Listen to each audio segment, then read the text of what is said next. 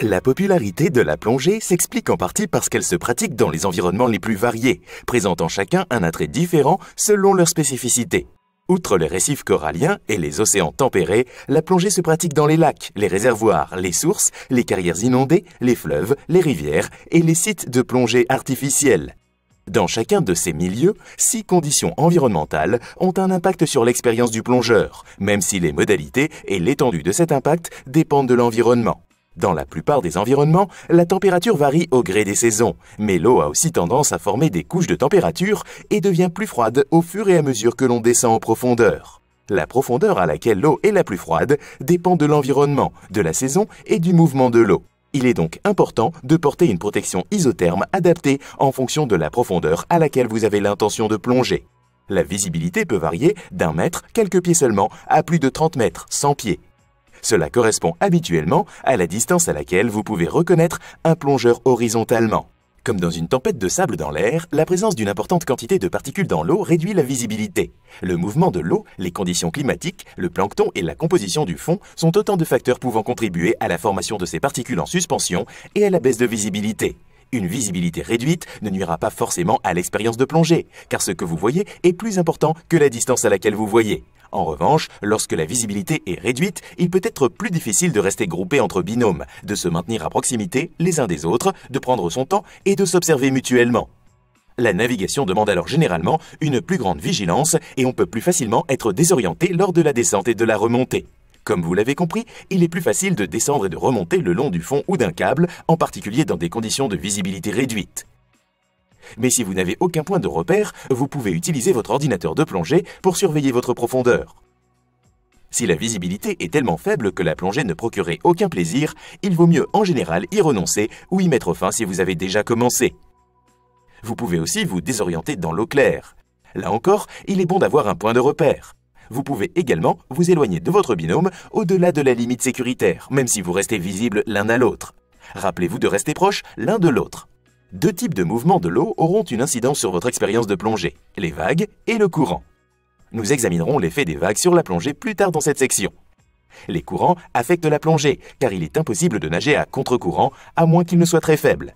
Vous devez donc apprendre à utiliser les techniques qui conviennent. Les courants étant souvent plus forts à la surface et plus faibles près du fond, prévoyez de plonger dans le courant de manière à éviter les longues nages en surface. Commencez votre plongée en nageant dans un courant faible. De cette manière, lorsque vous faites demi-tour, le courant vous portera vers votre point de sortie au lieu de vous pousser dans la direction opposée. En particulier, à la surface, ne nagez pas à contre-courant, à moins qu'il ne soit très faible. Vous risqueriez de vous épuiser. Traversez le courant à la nage pour atteindre le rivage ou un filin de guidage derrière le bateau de plongée ou pour sortir du courant selon la situation. En plongée depuis un bateau, si un courant vous empêche d'accéder au bateau, restez calme. Restez avec votre binôme, gonflez votre gilet stabilisateur et utilisez vos dispositifs de signalisation pour que le bateau vienne vous chercher.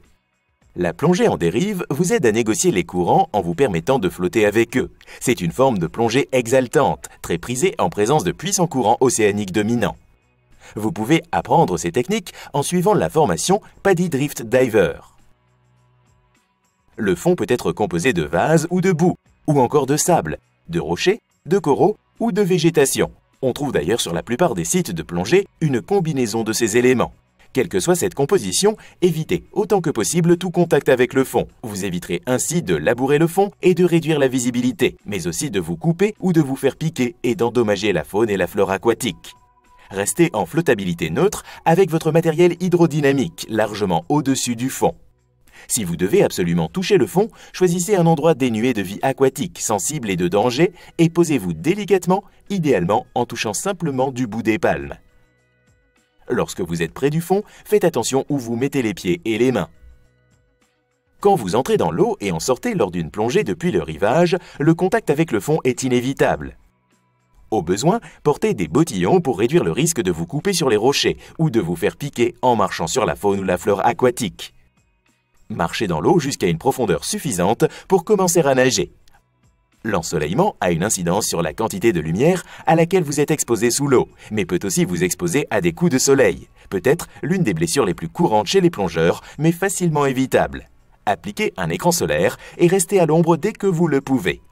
Protégez-vous également en portant les vêtements adaptés et rappelez-vous que même par temps couvert, vous n'êtes pas à l'abri des coups de soleil. Une exposition prolongée à l'ensoleillement direct pouvant endommager les yeux, protégez-les avec des lunettes de soleil de bonne qualité. Il y a d'excellentes plongées à faire aussi bien en eau douce qu'en eau salée. Vous appliquerez les mêmes techniques dans les deux cas, mais il existe généralement quelques différences. L'eau douce est moins dense et ne nécessite pas autant de poids. Veillez donc à porter la bonne quantité de lest lorsque vous passez de l'eau salée à l'eau douce ou vice-versa. Les environnements marins sont généralement plus riches en faune et flore aquatique et plus agités sous l'effet des vagues, courants et marées. Les environnements d'eau douce présentent généralement des fonds plus facilement friables, ainsi que des couches d'eau froide distinctes à mesure que l'on descend dans les limites d'une plongée loisir. En tant que plongeur, vous apprendrez à évaluer les conditions de plongée. Vous apprendrez avec l'aide de votre instructeur et d'autres plongeurs, mais aussi à force d'expérience, à évaluer les conditions de plongée en fonction des conditions climatiques, de la saison, du mouvement et de l'aspect de l'eau, de bulletins en ligne et de rapports d'autres plongeurs, ainsi que des plongées effectuées dans des sites similaires. Votre décision de plonger ou non dépendra de cette évaluation. Si vous avez une préoccupation particulière, renseignez-vous si possible pour savoir comment gérer cette situation. S'il n'y a pas de solution, allez plonger ailleurs ou attendez un autre jour. N'oubliez pas qu'en fin de compte, la décision de plonger vous appartient. Vous êtes responsable de votre propre sécurité et la décision finale vous incombe. Comme nous l'avons abordé dans la section 1, une orientation environnementale vous permet de connaître les spécificités d'un milieu particulier. Vous apprenez à évaluer les conditions et à éliminer toute cause d'inquiétude. Une telle orientation contribue non seulement à améliorer votre sécurité, mais rendra également votre plongée plus intéressante, plus enrichissante et plus agréable. Tout plongeur a ses limites. Novice ou extrêmement chevronné, vous devez plonger en respectant vos limites. Cela signifie que vous ne devez pas dépasser vos limites en fonction de votre formation et de votre expérience. Cela veut dire également que vous restez dans votre zone de confort. C'est très important, car selon les données recueillies, le fait de plonger en dehors de ces limites est une cause d'incidents et d'accidents. En effet, certaines formes de plongée s'accompagnent de risques qui ne sont pas toujours évidents. Il faut être formé pour les reconnaître et les éviter. On peut avoir une fausse impression de sécurité. Il peut arriver que, si tout se passe bien, un plongeur dépasse ses limites, par exemple en pénétrant dans une épave sans la formation ou l'équipement adéquat, et n'en soit pas inquiété. Malheureusement, cela l'encouragera à réitérer l'expérience. Et si un problème survient alors, le plongeur n'est absolument pas préparé à y faire face. Sous l'effet de l'anxiété, certains plongeurs peuvent négliger certains problèmes potentiels. Cela se produit lorsqu'ils sont conscients d'avoir dépassé leurs limites, se concentrent trop là-dessus et négligent alors d'autres aspects. Vous pourrez repousser vos limites en poursuivant votre formation et en gagnant peu à peu de l'expérience. Ne vous laissez pas influencer sous la pression des autres à plonger au-delà de vos limites ou de votre zone de confort. Suggérez une plongée plus prudente ou plongez avec un autre binôme disposé à respecter vos limites. Il s'agit du choix le plus judicieux, non seulement sur le plan de la sécurité, mais aussi de votre plaisir, puisque vous plongerez avec plus de confiance au lieu de vous inquiéter. La flore et la faune sous-marine figurent parmi les attraits uniques de la plongée et constituent peut-être votre motivation première pour apprendre la plongée. La plupart des organismes aquatiques sont fascinants, d'une grande beauté et sans danger. En tant que plongeur, vous aurez des interactions passives ou actives. En règle générale, vos interactions seront passives, c'est-à-dire qu'elles ne perturberont pas la vie aquatique. Nagez lentement et doucement en restant conscient et respectueux du monde sous-marin qui vous entoure. Moins vous aurez une présence perturbatrice, plus riche sera votre expérience visuelle. Les interactions actives affectent directement les organismes aquatiques. Certaines, comme l'acte de toucher, de déplacer ou d'effrayer ces organismes, sont nuisibles et doivent être évitées. D'autres interactions actives sont considérées comme raisonnables, mais sont pour la plupart potentiellement nuisibles, même si cela n'est pas votre intention. Limitez-vous donc à des interactions passives. Si la plupart des animaux que vous voyez ne présentent aucun danger, quelques-uns peuvent vous blesser. On distingue globalement ceux qui piquent et ou transpercent et ceux qui mordent. La première catégorie comprend les méduses. Les coraux de feu et membres de la même famille, les poissons épineux comme les poissons papillons et les poissons scorpions. les raies pastenagues, les oursins de mer et les coquillages coniques. La seconde catégorie comprend les murènes, les requins, les barracudas, les pieuvres, les homards et les crabes. La plupart des piqûres et morsures sous-marines sont dues à l'insouciance et sont le fait de réactions de défense. Vous pouvez réduire considérablement ces risques de blessures en traitant tous les organismes avec respect. Restez à bonne distance du fond, portez une combinaison et des gants isothermes s'ils sont autorisés à cet endroit particulier, et faites attention où vous mettez les pieds et les mains. Ne touchez pas la faune aquatique, en particulier si vous ne la reconnaissez pas. Si vous voyez un animal potentiellement agressif, comme un grand requin, ne bougez pas et restez calme, sur ou à proximité du fond. Ne nagez pas dans sa direction, mais gardez un œil dessus. La plupart du temps, il ne fera que passer. Mais s'il semble agressif ou manifeste une curiosité excessive, nagez calmement au fond vers votre point de sortie et sortez de l'eau. Même si la plupart des blessures causées par la faune aquatique sont légères, elles peuvent s'avérer gênantes, voire engager le pronostic vital. Dans tous les cas, une attention prioritaire doit être donnée à la respiration, à l'administration d'une RCP et au contrôle du saignement selon le besoin. Administrez les premiers soins et appelez les secours en cas de blessures visiblement graves, de réactions graves ou qui ne répondent pas au traitement. Vous en apprendrez plus sur ces types d'urgences dans les cours PADI Rescue Diver et Emergency First Response Primary et Secondary Care. Si les animaux viennent en général à l'esprit lorsque l'on pense aux blessures possibles sous l'eau, le varech et d'autres espèces végétales peuvent aussi poser certains risques. Le risque principal est l'emmêlement. Vous devez donc veiller à rester hydrodynamique et à vous tenir éloigné des zones de végétation dense. Si vous restez accroché, reculez, mais ne vous retournez pas, car vous risqueriez de vous emmêler davantage. Au besoin, demandez à votre binôme de vous aider à vous libérer. Il est courant de plonger depuis le rivage. Par ailleurs, c'est la seule méthode possible dans certains endroits. Avant une telle plongée, évaluez les conditions et établissez un plan avec vos binômes. En règle générale, vous enfilez tout votre matériel, à l'exception de votre masque, vos palmes et votre tuba. Puis, vous marchez vers l'eau et mettez votre masque et tuba avant de vous mettre à l'eau. Vous pouvez marcher dans l'eau pour entrer et sortir, mais dans certains endroits, vous pourrez faire un pas de géant depuis un quai et remonter par une échelle, ou encore rentrer ou sortir de l'eau par un escalier. Si vous entrez dans l'eau depuis le rivage, soyez attentif à la composition du fond et aux éventuels dangers et à la fragilité de la faune et de la flore aquatique sur lesquels vous risquez de marcher. Le port de bottillon peut donc être recommandé. Une technique courante consiste à marcher dans l'eau jusqu'à ce qu'elle soit suffisamment profonde pour nager, puis à enfiler vos palmes. Puis, selon le site de plongée, vous pouvez descendre et nager jusqu'au fond, ou nager à la surface et descendre le long d'une ligne de flotteurs. D'une manière générale, vous remontez et sortez de l'eau en inversant ces étapes. Il faut savoir que certains environnements, ne permettant pas de vous mettre à l'eau en marchant, vous devrez atteindre par un autre moyen une eau assez profonde pour nager. Et lorsque vous planifiez votre plongée, rappelez-vous de conserver suffisamment d'air pour votre sortie.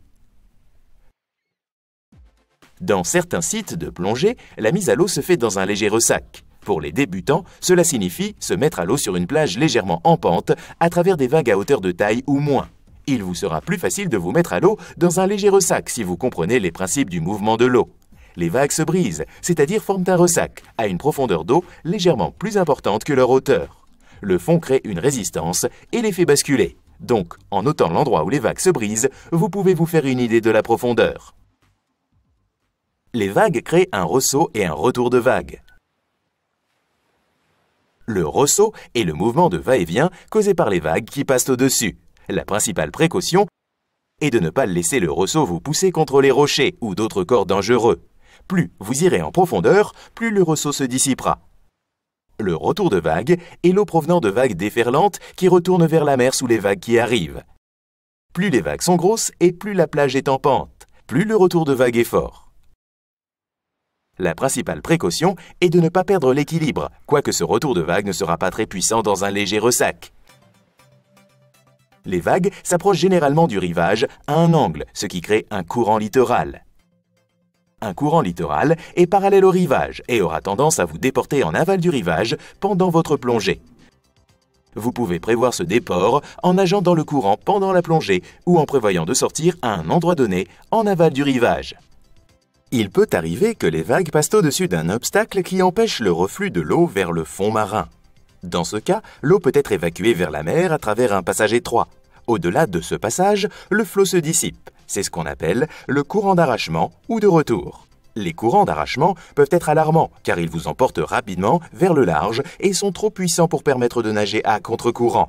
La plupart des accidents liés au courant d'arrachement sont davantage dus à la panique qu'au courant à proprement dit. Si vous vous retrouvez dans un tel courant, ne le combattez pas. Gonflez votre gilet stabilisateur et nagez à un rythme soutenable à travers le courant jusqu'à ce que vous en sortiez, puis continuez de nager pour retourner au rivage. Certains sites ont des recommandations propres au courant d'arrachement qui se produisent localement. Les vents soufflant depuis le rivage peuvent repousser l'eau de surface vers le large. Cela cause une remontée d'eau, un phénomène par lequel de l'eau profonde remonte pour remplacer l'eau à la surface. Les remontées d'eau ont tendance à rendre les conditions de plongée plus claires, mais aussi plus froides. Vous aurez donc peut-être besoin d'une plus grande protection isotherme. L'attraction gravitationnelle de la Lune et du Soleil sur les océans cause un léger gonflement. Au fur et à mesure que la Terre tourne, cela cause des marées, c'est-à-dire une fluctuation du niveau de la mer. Les marées créent des courants, en particulier lorsqu'elles entrent et sortent d'une zone étroite, ce qui modifie la profondeur et peut avoir un effet sur la visibilité. Les changements de marée peuvent être très notables ou passer inaperçus, mais sont toujours très prévisibles. Le meilleur moment pour plonger est généralement à marée haute. Vous pouvez vous renseigner sur l'horaire et la hauteur des marées en ligne ou au moyen d'une application. Si les changements de marée sont importants, obtenez une orientation sur les techniques locales auprès d'un professionnel de la plongée qui connaît bien le site. Examinons maintenant les techniques utilisées pour se mettre à l'eau dans un léger ressac. Commencez par identifier l'endroit où les vagues se brisent, ainsi que le régime des vagues, afin de vous mettre à l'eau dans un endroit dénué de vagues ou là où elles sont le moins fortes. Entrez dans l'eau avec tout votre matériel, sauf vos palmes, en respirant avec votre détendeur et en gonflant votre stab suffisamment pour flotter. Restez avec votre binôme et marchez rapidement dans l'eau jusqu'à une plus grande profondeur. Quand une vague arrive, tenez-vous comme ceci pour rester stable et pour ne pas perdre votre masque ou détendeur. Si vous utilisez un dispositif flottant, tirez-le derrière vous. Lorsque l'eau est assez profonde pour nager, enfilez vos palmes et nagez à la surface. Le but est de traverser le ressac aussi rapidement que possible. Mettez votre tuba pour économiser votre réserve d'air si vous devez nager brièvement à la surface avant de descendre. À la fin de la plongée, faites surface en dehors de la zone de ressac. Vérifiez le régime des vagues et faites coïncider votre sortie avec une accalmie. Quand vous êtes prêt, mettez votre détendeur et nagez en surface vers le rivage en restant avec votre binôme. Dès que vous avez pied, dégonflez votre gilet pour pouvoir tenir debout et marcher avec assurance. Tout en surveillant les vagues, enlevez vos palmes et marchez rapidement jusqu'au rivage. Tenez-vous bien au passage des vagues comme vous l'avez fait auparavant. Si vous perdez l'équilibre et avez du mal à vous relever, n'essayez pas de le faire. Marchez simplement à quatre pattes jusqu'à ce que vous soyez presque sorti et demandez à votre binôme de vous aider à vous relever. En tant que plongeur, vous aurez presque certainement l'occasion de plonger d'un bateau. Pour vous préparer à une plongée en bateau, procédez à une inspection préalable de votre matériel en veillant à ce qu'il soit bien marqué afin d'éviter tout risque de confusion avec l'équipement d'un autre plongeur. L'espace sur un bateau étant limité, prévoyez d'emporter du matériel que vous pourrez facilement sortir ou ranger dans votre sac. Mettez le matériel dont vous aurez besoin en dernier au fond du sac et celui dont vous aurez besoin en premier sur le dessus. Emportez sur le bateau tout ce dont vous aurez besoin. Vêtements secs, boissons, collations, écran solaire, serviettes, etc. Préparez-vous en étant bien reposé et bien nourri, mais aussi en prenant les précautions nécessaires pour prévenir le mal de mer. Si les effets du mal de mer à long terme sont extrêmement rares, cela peut gâcher votre expérience. Les médicaments anti-mal de mer sont disponibles sans ordonnance pratiquement partout. Mais consultez votre médecin si vous souhaitez vous procurer un médicament mieux adapté à votre cas. Pendant le trajet en bateau, restez à l'air frais et regardez l'horizon. Si vous ne vous sentez pas bien, n'allez pas dans le nez du bateau, votre état empirera, et restez à l'écart des émanations du moteur. Si vous êtes sur le point d'être malade, gagnez le bastingage, accompagné de quelqu'un par précaution. Avant une plongée en bateau, arrivez largement à l'avance et rangez votre matériel selon les consignes de l'équipage. Si vous prenez un bateau de plongée de location, un appel est généralement effectué avant le départ. c'est important pour votre sécurité, car un appel ou toute autre procédure similaire, après chaque plongée, permettra de s'assurer que personne ne manque à l'appel. Respectez toute procédure employée par l'équipage. Un trajet en bateau peut prendre quelques minutes ou quelques heures. Si le trajet est très court, vous pouvez vous équiper avant que le bateau quitte le quai. Or, le plus souvent, vous préparez votre nécessaire et attendez d'être proche ou arriver sur le site de plongée pour convenir d'un plan avec votre binôme et pour enfiler votre combinaison et vous équiper. Une fois que vous avez préparé votre matériel et vérifié que votre bouteille est pleine, fermez la robinetterie et purgez le détendeur jusqu'à ce que vous accédiez au site. Soyez prudent sur le bateau quand vous portez votre matériel, car chacun de vos déplacements peut vous faire perdre l'équilibre. Veillez à immobiliser votre équipement, même si vous vous éloignez pendant quelques minutes seulement. Sous l'action des vagues ou même du sillage du bateau, l'équipement pourrait tomber et blesser quelqu'un, briser quelque chose ou tomber à l'eau. La plupart des bateaux de plongée sont équipés de râteliers et de tendeurs à cette fin. Si ça n'est pas le cas, posez votre nécessaire de plongée sur la bouteille et calez-le de manière à ce qu'il ne roule pas ou ne glisse pas. Une fois sur le site de plongée, le Dive Master procède à un briefing sur le site, en mentionnant notamment les endroits particulièrement intéressants, les dangers potentiels, les conditions et autres informations dont vous aurez, vous et vos binômes, besoin pour planifier votre plongée. S'il s'agit de la première plongée de la journée, il pourra également aborder les procédures de plongée générale, les questions de sécurité et d'autres informations qui n'auront pas à être répétées. Cela inclut généralement le signal de rappel en cas d'urgence. Veillez donc à connaître ce signal et la marche à suivre si vous l'entendez. Après le briefing, vérifiez les conditions et la direction du courant. Une fois votre plan de plongée défini ou passé en revue, vous êtes prêt à vous équiper et à vous mettre à l'eau. Lorsque vous plongez depuis un petit bateau, vous pouvez vous équiper, effectuer votre contrôle de sécurité pré-plongée et vous mettre à l'eau par roulée arrière. Ou vous pouvez faire flotter votre nécessaire de plongée et l'enfiler une fois dans l'eau. Sur un grand bateau de plongée, on enfile normalement son équipement en position assise. Mettez tout votre matériel, à l'exception de vos palmes, et effectuez votre contrôle de sécurité pré-plongée avec votre binôme. Rendez-vous ensuite au lieu de mise à l'eau et faites savoir au Dive Master que vous êtes prêt. Chaussez vos palmes avec l'aide d'un binôme ou en vous tenant à quelque chose pour ne pas perdre l'équilibre. Et donnez au Dive Master tout équipement spécial que celui-ci devra vous tendre une fois que vous êtes à l'eau. L'équipage recommandera généralement une technique de mise à l'eau adaptée au bateau, aux conditions et à vos caractéristiques physiques. La meilleure technique de mise à l'eau est généralement la plus facile. Lors d'une plongée en bateau, selon les conditions et la profondeur, vous suivez un câble jusqu'au fond de l'eau. Sur de nombreux sites, vous suivez ensuite le fond plus en profondeur jusqu'à la profondeur planifiée, en nageant dans le courant comme vous l'avez déjà appris. Dès que vous ou un binôme atteignez une limite de temps, d'air ou autre, vous devez faire demi-tour et rentrer.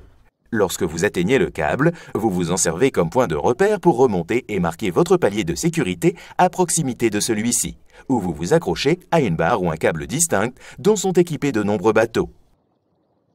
Lorsque vous passez en dessous ou le long du bateau, restez bien à l'écart des hélices. Ne vous en approchez pas, même si le moteur est éteint. Les hélices de bateau peuvent infliger des blessures catastrophiques, voire fatales, sans prévenir. Alors traitez-les comme si elles pouvaient se mettre à tourner à pleine vitesse à tout moment. Après votre palier de sécurité, faites surface devant ou à côté du bateau. Mettez-vous en flottabilité et faites signe à l'équipage que tout va bien. S'il n'y a pas de courant, vous pouvez faire surface au niveau de l'échelle du bateau. Si vous devez faire surface loin du bateau, en raison d'une faible réserve d'air ou pour le retrouver si vous êtes désorienté, faites attention au bateau en circulation.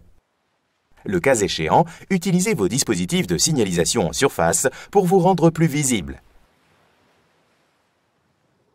Ne nagez pas juste au-dessous de la surface. Les bateaux ne vous voient pas et risqueraient de vous heurter. Restez soit à la surface pour vous rendre visible, soit à une profondeur sécuritaire suffisante pour rester en dessous des bateaux en circulation.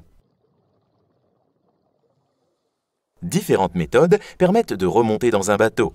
Sur les grands bateaux de plongée, il est fréquent d'utiliser l'échelle, comme vous l'avez vu dans la section 2. Lorsque vous plongez depuis un petit bateau, vous n'avez généralement pas accès à une échelle adaptée. Il est donc courant de vous déséquiper dans l'eau, de grimper à bord, puis de remonter votre matériel. Gardez vos palmes aux pieds si elles facilitent votre sortie de l'eau.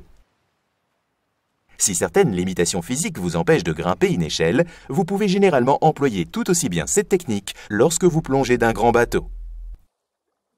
Des câbles permettent de plonger dans un courant faible à modéré sans être emporté derrière le bateau. Après votre contrôle de sécurité pré-plongée, vous entrez généralement dans l'eau. Puis, vous vous hissez le long du filin de soutien jusqu'au câble d'amarrage ou de mouillage. Utilisez le câble d'amarrage de mouillage pour maintenir votre position au fur et à mesure de votre descente. Il est possible que vous deviez descendre main sur main. Le courant sera généralement plus faible au fond de l'eau. Nagez dans le courant pour plonger. Au moment de remonter, retournez au câble d'amarrage de mouillage et montez le long de celui-ci.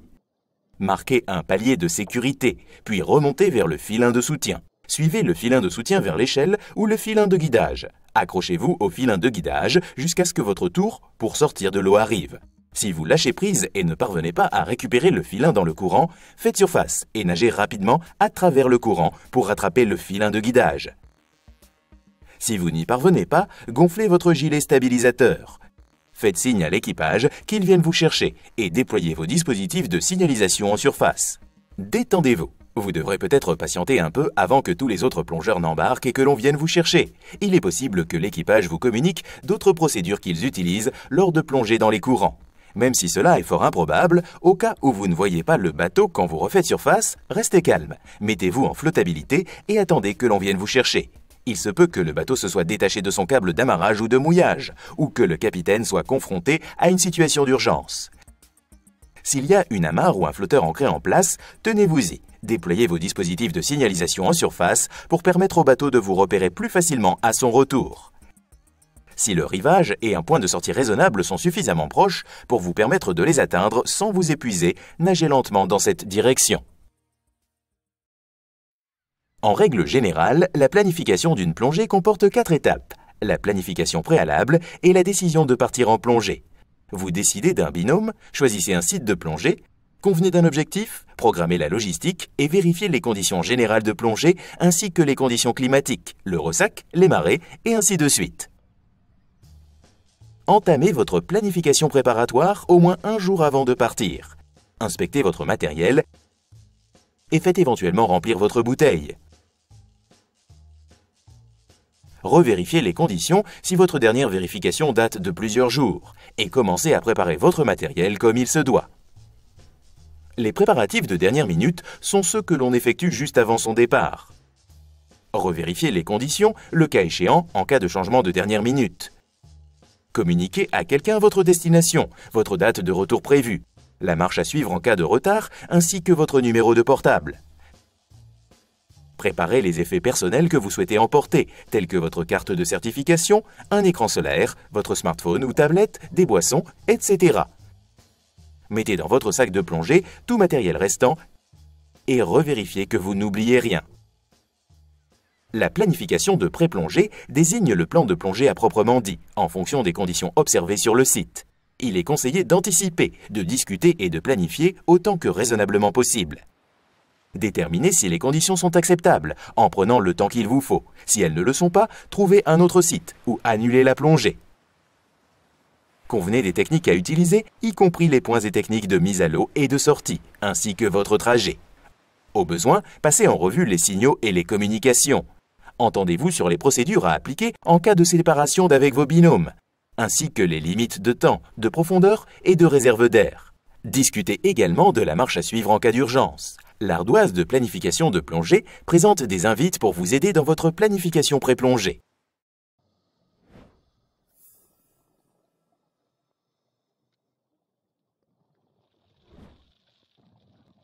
Même si le bilan de sécurité de la plongée est meilleur que celui de beaucoup d'autres sports et activités, certains risques et dangers demeurent. Étant donné que l'on ne peut pas respirer sous l'eau, il est évident que le fait de se trouver dans l'eau ou sous l'eau présente certains risques et dangers. Et vous avez appris certains des risques associés à la respiration d'air comprimé. Votre formation de plongeur vise en grande partie à vous aider à réduire et gérer le risque. Mais comme dans toutes les situations, le risque zéro n'existe pas.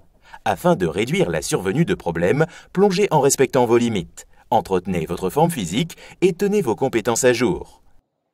Suivez les recommandations de plongée prudente, disposez de l'équipement recommandé et procédez en conformité avec votre formation, même si cela ne semble pas nécessaire.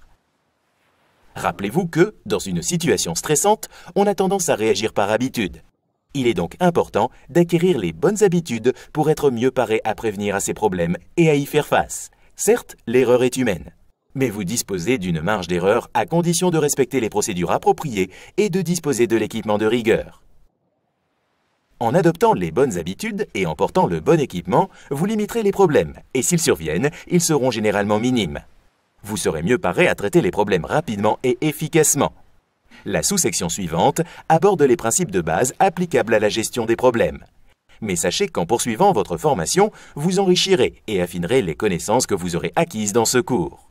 Par exemple, il est recommandé de suivre les cours PADI Rescue Diver et Emergency Oxygen Provider, ainsi que les formations Emergency First Response Primary et Secondary Care. En particulier, si vous avez l'intention de plonger sur un site éloigné de toute assistance immédiate, que ce soit par des services paramédicaux, des maîtres nageurs ou des guides de plongée professionnels.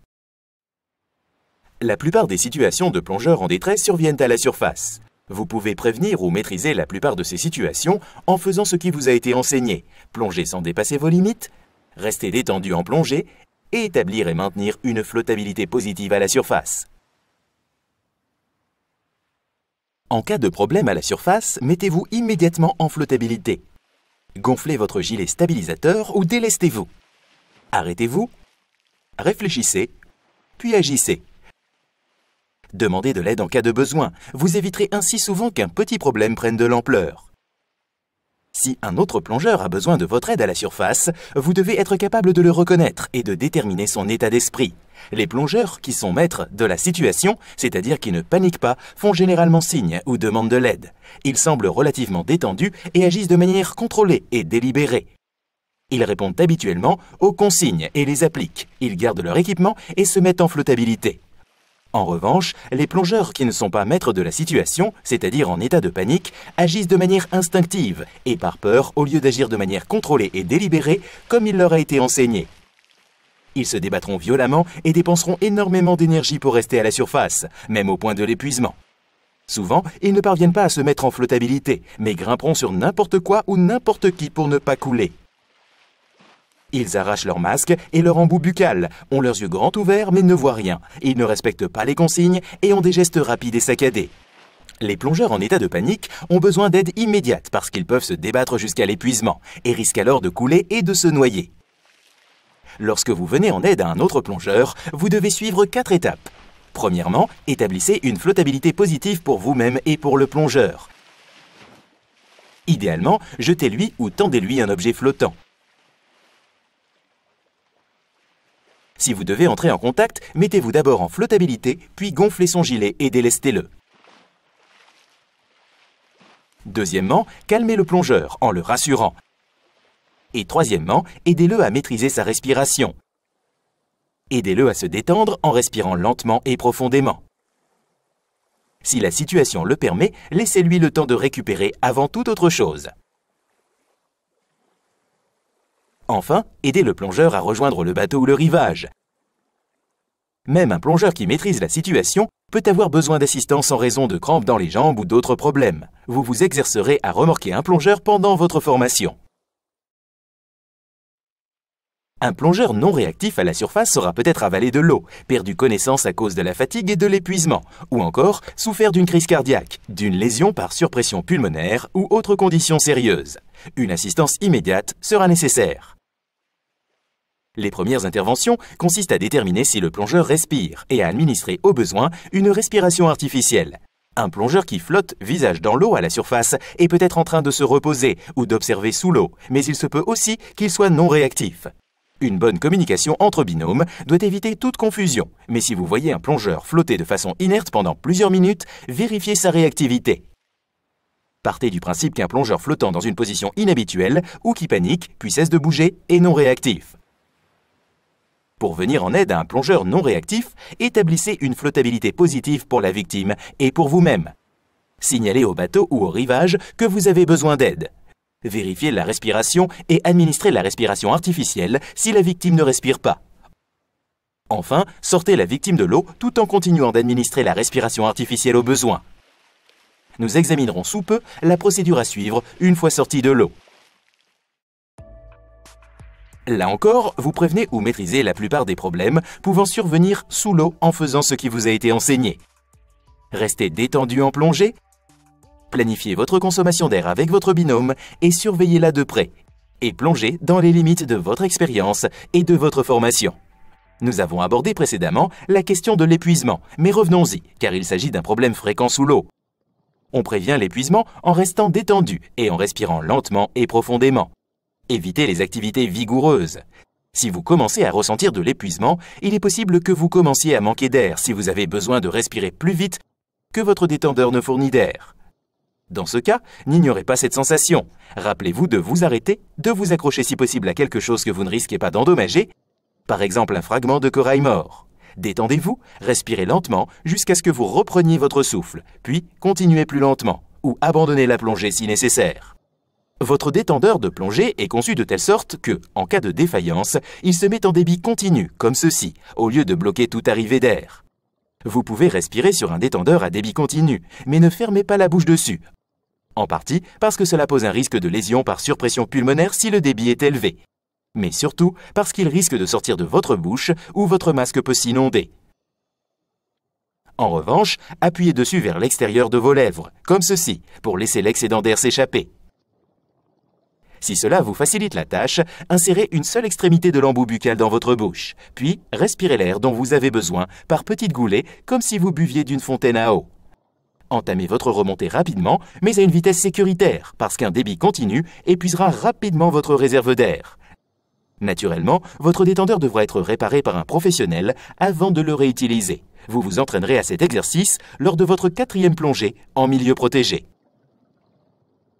Lorsque nous avons abordé le sujet de la flore aquatique, nous avons vu que l'emmêlement était rare. Mais l'on peut aussi s'emmêler dans des lignes de pêche, dans la ligne d'un dévidoir et dans des filets abandonnés, ce qui peut généralement être évité en se déplaçant lentement, en restant alerte, en regardant où l'on va et en restant hydrodynamique.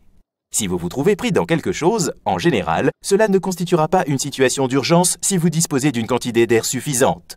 Ne vous tordez pas ou ne vous tordez pas sur vous-même au risque de vous emmêler davantage, mais arrêtez-vous. Réfléchissez et procédez lentement et calmement pour vous libérer. Demandez à votre binôme de vous aider et si vous êtes sérieusement emmêlé ou que votre réserve d'air s'affaiblit, utilisez prudemment votre outil de coupe s'il vous permet d'aller plus vite.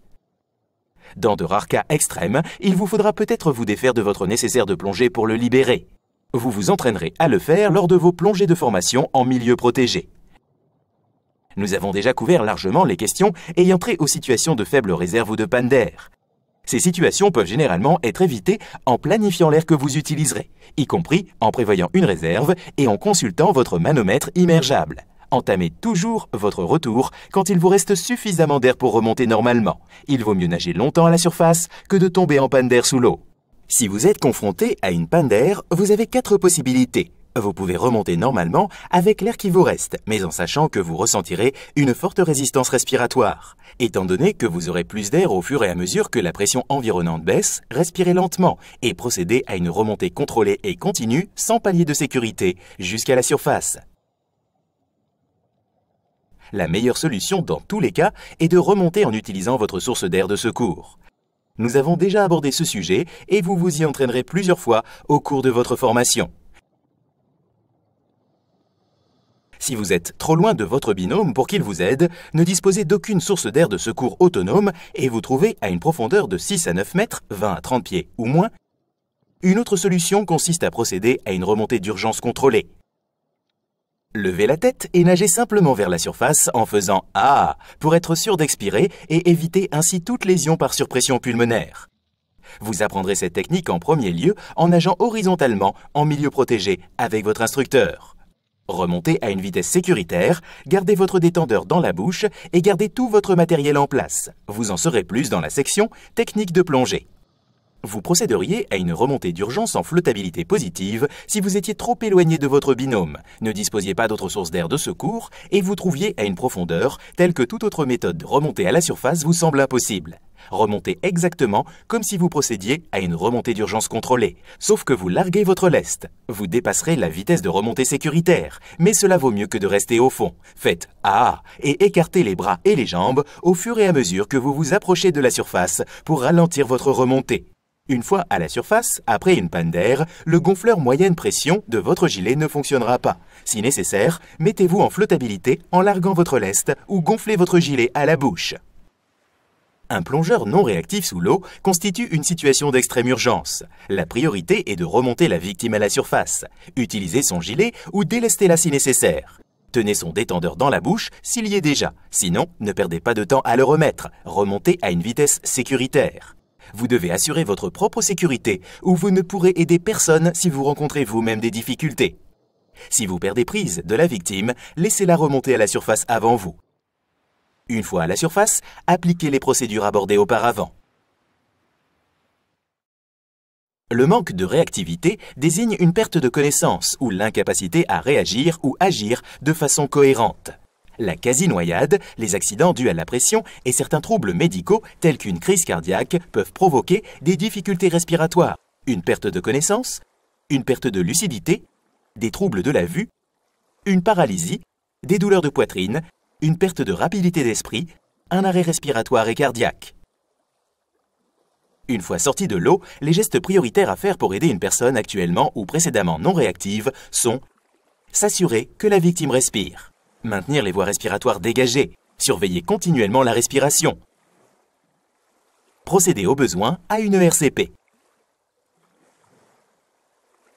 Contactez les services d'urgence, en premier lieu les services d'urgence locaux, puis les services d'assistance d'urgence aux plongeurs, comme le DAN, Diverse Alert Network, s'il y en a un dans la région. Si le plongeur est non réactif mais qu'il respire, couchez-le sur le côté gauche sur une surface plane. Si la victime devient non réactive, laissez-la en position allongée. Administrez de l'oxygène d'urgence et maintenez sa température en le protégeant de la chaleur ou du froid. Poursuivez les soins jusqu'à l'arrivée des secours. Si vous ne pouvez pas accompagner le plongeur jusqu'au service de soins, donnez par écrit autant d'informations que possible concernant la victime et la plongée. Il ne s'agit pas d'une déclaration d'accident, alors contentez-vous de fournir des informations essentielles comme une description de la plongée, les soins d'urgence administrés, les coordonnées des personnes à contacter en cas d'urgence et tout problème de santé connu. N'écrivez que des faits, n'émettez pas de suppositions. Toute personne non réactive dans l'eau ou sous l'eau doit faire l'objet d'un examen médical.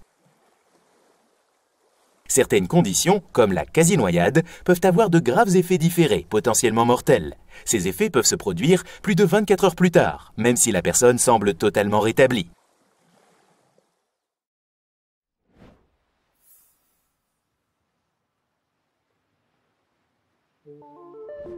Examinons les options dont vous disposez en matière de dispositifs de signalisation en surface. Vous devriez vous équiper d'au moins 2 de ces dispositifs. Un dispositif sonore pour attirer l'attention en faisant du bruit et un dispositif visuel qui vous rend plus facilement repérable à distance. Les sifflets sont les dispositifs sonores les plus courants. Attachez le vôtre ici, où il ne gêne pas, mais reste facile d'accès en cas d'urgence. Les klaxons basse pression fonctionnent sur l'air de la bouteille. Ils sont très bruyants, mais sont également munis d'un simple sifflet au cas où votre bouteille se vidait. Les tubes de signalisation gonflables tiennent dans la poche et atteignent toutefois 1 mètre 3 pieds de haut sur l'eau une fois déployés. Ils vous permettent d'être bien plus faciles à repérer, en particulier lorsque la mer est agitée. Les bouées de repérage de surface retardées ont la même utilité, sauf qu'elles peuvent être déployées alors que vous vous trouvez sous l'eau. Les miroirs de signalisation attirent l'attention en réfléchissant les rayons du soleil. Ils sont utiles pour faire signe aux avions et aux bateaux. Les feux de signalisation et les feux clignotants, spécifiquement conçus pour la plongée, sont les meilleures solutions si vous plongez la nuit. Vous pouvez utiliser un flotteur de plongée lorsque vous plongez depuis le rivage ou à une certaine distance d'un bateau. Les flotteurs de plongée vous offrent un appui sur lequel vous reposez, permettent de repérer un site de plongée, vous aident à porter vos accessoires, peuvent servir de dispositif de flottaison d'urgence et accueillent les pavillons de plongée. Le meilleur choix dépendra de l'utilisation prévue. Le remorquage d'un flotteur de plongée s'effectue au moyen d'un filin rattaché à un dévidoir adapté pour éviter tout risque d'emmêlement. Remorquez-le à la main pour pouvoir le lâcher facilement si le filin s'en mêle avec le bateau ou autre chose. Les pavillons de plongée alertent les plaisanciers et autres navigants de votre présence. Le pavillon de plongée conventionnel indique la présence de plongeurs sous l'eau et avertisse les bateaux qu'ils doivent se tenir éloignés. Dans beaucoup d'endroits, ce pavillon est obligatoire quand on plonge dans des eaux navigables. Le pavillon alpha indique que les plongeurs d'un bateau se trouvent dans l'eau et qu'il ne peut pas manœuvrer. Généralement, seuls les bateaux sont tenus d'utiliser ces pavillons, mais dans certaines régions, ils sont utilisés pour toutes les activités de plongée et se hissent sur des flotteurs de surface. Les deux types de pavillons sont parfois obligatoires. Votre instructeur vous indiquera celui qu'il convient d'utiliser là où vous plongez. Hissez un pavillon de façon à ce qu'il soit visible à une distance d'au moins 100 mètres. La réglementation locale stipule parfois à quelle proximité les plongeurs doivent rester d'un pavillon et à quelle distance les bateaux doivent s'en tenir éloignés. Sinon, en règle générale, les plongeurs doivent rester dans un périmètre de 15 mètres, 50 pieds, et les bateaux doivent maintenir une distance minimale de 30 à 60 mètres, 100 à 200 pieds. Ne supposez pas que chaque bateau reconnaît les pavillons de plongée. Si vous entendez un bateau s'approcher, restez suffisamment en profondeur pour être en sécurité jusqu'à ce qu'il s'éloigne.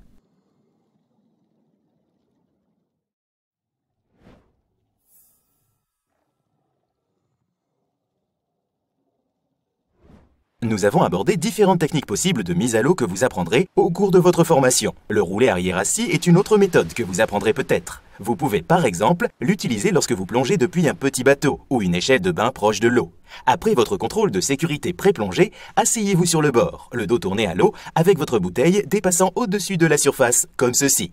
Gonflez partiellement votre gilet stabilisateur, respirez sur votre détendeur et tenez votre masque. Une fois que votre binôme confirme que la zone de mise à l'eau est libre, rentrez le menton et penchez-vous vers l'arrière jusqu'à ce que votre poids vous fasse naturellement basculer.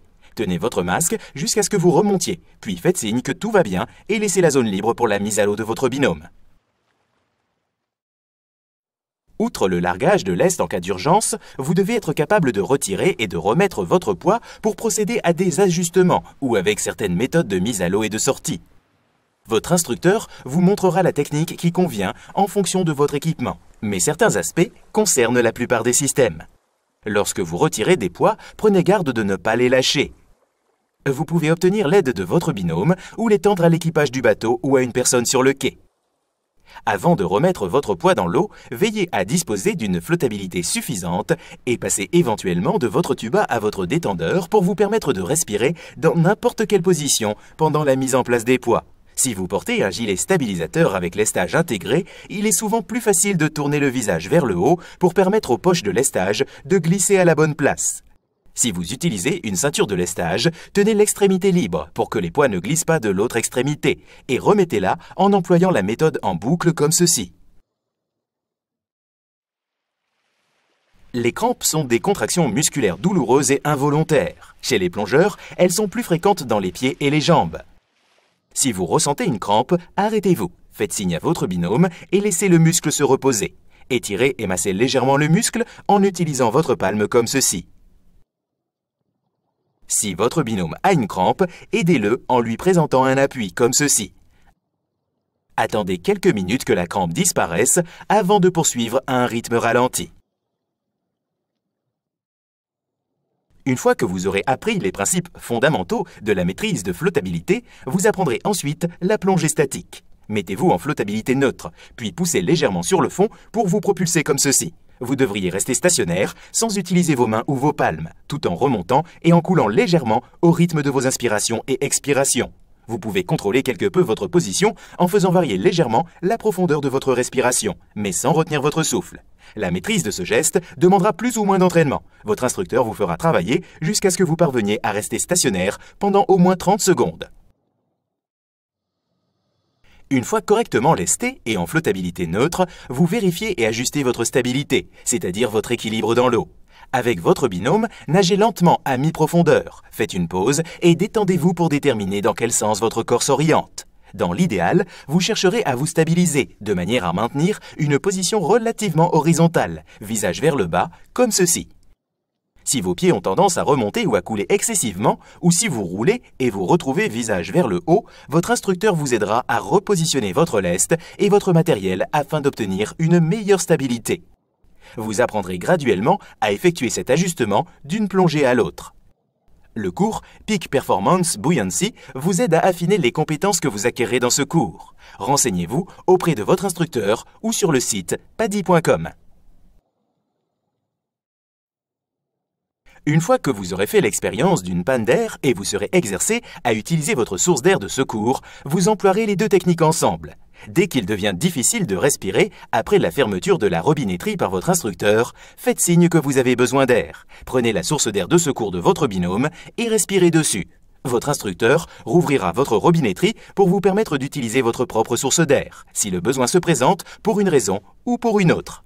Après avoir pris quelques respirations et vous être correctement positionné, nagez avec votre binôme pendant au moins 1 minute en vous partageant l'air. Vous vous entraînez ainsi à partager l'air et à nager ensemble pendant environ le temps qu'il vous faudrait normalement pour atteindre la surface en cas d'urgence réelle.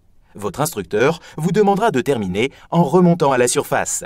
Gonflez votre gilet stabilisateur à la bouche pour simuler une panne d'air qui empêcherait l'utilisation du gonfleur moyenne pression. Continuez à respirer sur la source d'air de secours jusqu'à ce que vous flottiez. Vous commencerez à vous entraîner aux exercices de la remontée d'urgence contrôlée lors de votre 3e plongée en milieu protégé. Vous avez appris auparavant qu'il fallait simplement lever les yeux, tendre le bras et nager vers la surface en faisant A. Gardez tout votre matériel en place. Comme l'eau en milieu protégé n'est pas très profonde, vous vous exercerez avec votre instructeur en position horizontale. Alors, pour vous entraîner, lorsque vous nagez à l'horizontale, pensez à regarder devant vous, mais aussi vers le haut. Votre instructeur se placera à vos côtés ou en dessous et vous signalera quand démarrer. Tendez le bras et regardez devant vous et faites « Ah » continuellement en nageant à un rythme soutenu de 18 mètres, 60 pieds par minute, sans vous précipiter. Vous devriez pouvoir parcourir au moins 9 mètres, 30 pieds. Une fois que vous maîtriserez cette technique en milieu protégé, vous vous exercerez en milieu naturel avec votre instructeur et à l'aide d'un câble pour plus de sécurité et de contrôle.